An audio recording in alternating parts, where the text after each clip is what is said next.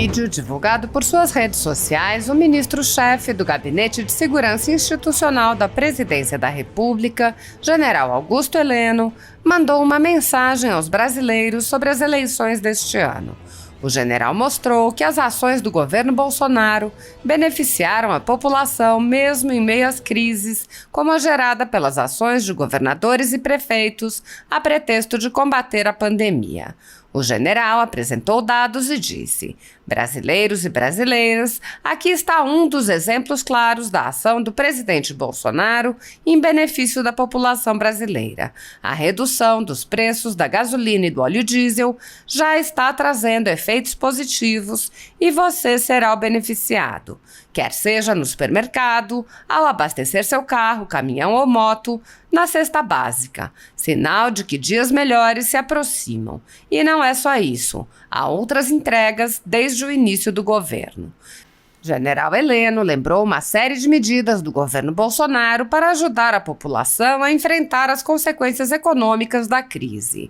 O presidente Jair Bolsonaro e o Congresso Nacional conseguiram enfrentar as consequências da pandemia, da seca e da guerra na Ucrânia. Já estão em execução o Auxílio Brasil de R$ 600 para 20 milhões de famílias, o abono para 900 mil caminhoneiros autônomos, Vale Gás para mais de 5 milhões de famílias, além do apoio a taxistas e subsídios ao transporte público e ao etanol.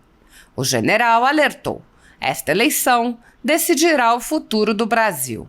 E vamos impedir pelo voto o retorno à presidência da República de condenados em 3 instâncias pela Justiça Federal.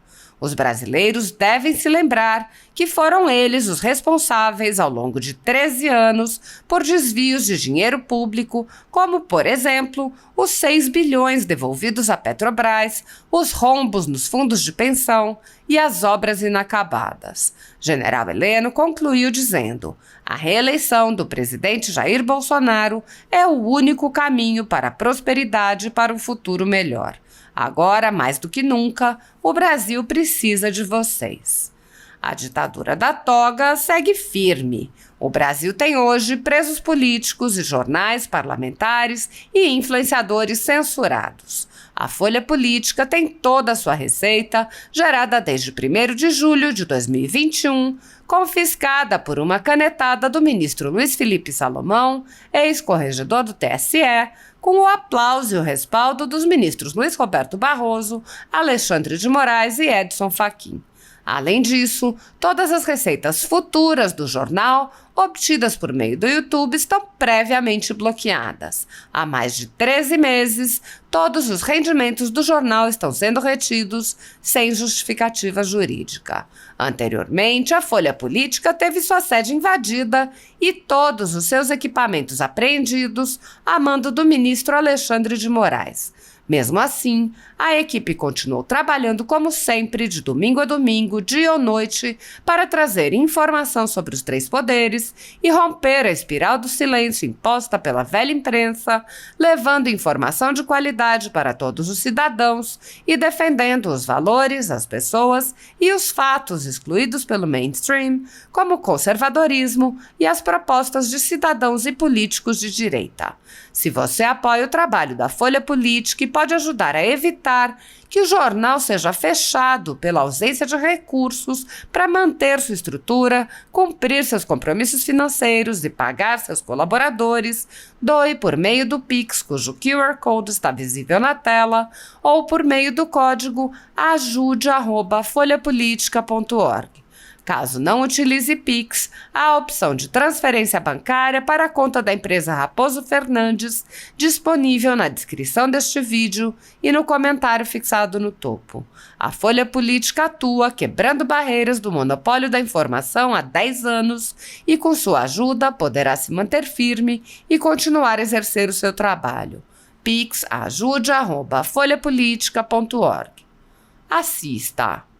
Brasileiros e brasileiras, aqui está um dos exemplos claros de ações do presidente Bolsonaro em benefício da população brasileira. A redução dos preços da gasolina e do óleo diesel já está trazendo efeitos positivos e você será o beneficiado. quer seja no supermercado, ao abastecer seu carro, caminhão, moto, na cesta básica, enfim, sinal de que dias melhores se aproximam. E não é só isso, há outras entregas desde o início do governo.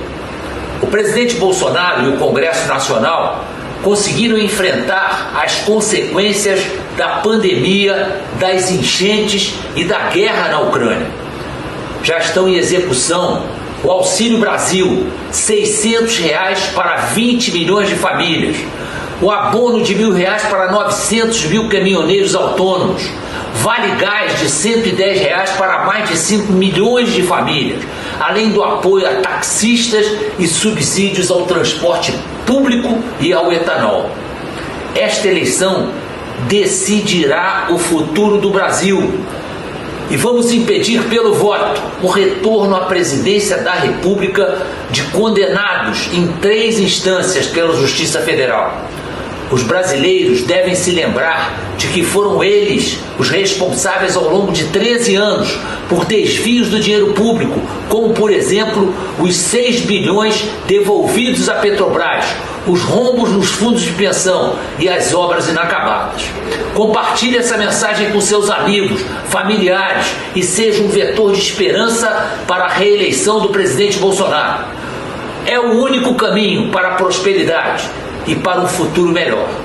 Agora, mais do que nunca, o Brasil precisa de vocês. Eu quero abordar aqui um dos temas que são tidos como os temas proibidos da nação, que é sobre o papel que o nosso Supremo Tribunal Federal tem exercido no debate público nacional. E afirmo categoricamente, senhor presidente, é um papel impróprio. Não é papel da Corte ser protagonista do embate público, do embate político, da disputa ideológica. Convido os senhores parlamentares a fazerem um breve exercício.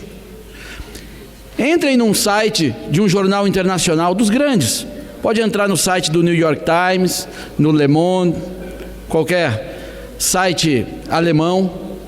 Você não vai encontrar um espaço dedicado à Suprema Corte daquele país, como você encontra o espaço dedicado à nossa Suprema Corte nos jornais brasileiros.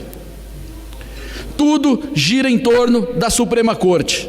A Suprema Corte decide sobre política tributária, a Suprema Corte decide sobre a taxa das bolinhas da Copa União de 88, o ministro faz live com o Felipe Neto, o outro faz live falando sobre ascensão de extrema-direita e tal, sem definir o que é extrema-direita, mas na presença de deputado do PCdoB, Partido Comunista, hein? Se isso não é extremo, eu já não sei mais o que é. Isso expõe demais a nossa Corte e assim ela vai perdendo o papel de pacificadora do nosso pacto social, que é a nossa Constituição. Então a crítica que faço não é importante esclarecer, não é um ataque à Suprema Corte, eu faço uma abordagem em defesa da Suprema Corte. A Suprema Corte hoje está sendo convidada a participar de todos os embates políticos, como um terceiro turno, como um tapetão da disputa política eleitoral, ou do debate que é próprio aqui do parlamento. Isso a expõe, a desgasta, a desmoraliza. Está errado. A Suprema Corte tem que ser poupada disso e tem que ter a respeitabilidade plena para quando ela decidir, as pessoas puderem confiar que aquilo é o melhor que pode ser feito. É por essa razão, presidente, que eu apresentei uma PEC aqui, aquela que o jornalista Caio Coppola apelidou de PEC Suprema, porque ela estabelece novos parâmetros, como mandatos para os ministros do Supremo Tribunal Federal, mandatos de 9 anos para os ministros. Estabelece que para declarar a inconstitucionalidade de uma lei deva ter 2/3 de maioria em seu plenário. Isso traz estabilidade. Se for um 7-6 não vale, permanece o que está aprovado pelo Congresso Nacional. Tem que ser 2/3, ou seja, uma inconstitucionalidade flagrante para nos trazer estabilidade. E também mexa no rol dos legitimados a ingressar com ações na Suprema Corte. Exclui os sindicatos, que podem fazer isso através de partidos, e os partidos estão mantidos, mas desde que consigam o apoiamento de 1% do eleitorado nacional, porque isso evita que um partido, a qualquer momento, entre com uma ação no Supremo para tensionar politicamente, como é feito hoje. É o processo de randolfização da política, que traz a Corte para o embate do dia a dia, a expõe, a contamina, faz mal à Suprema Corte. Então isso tem que ser modificado.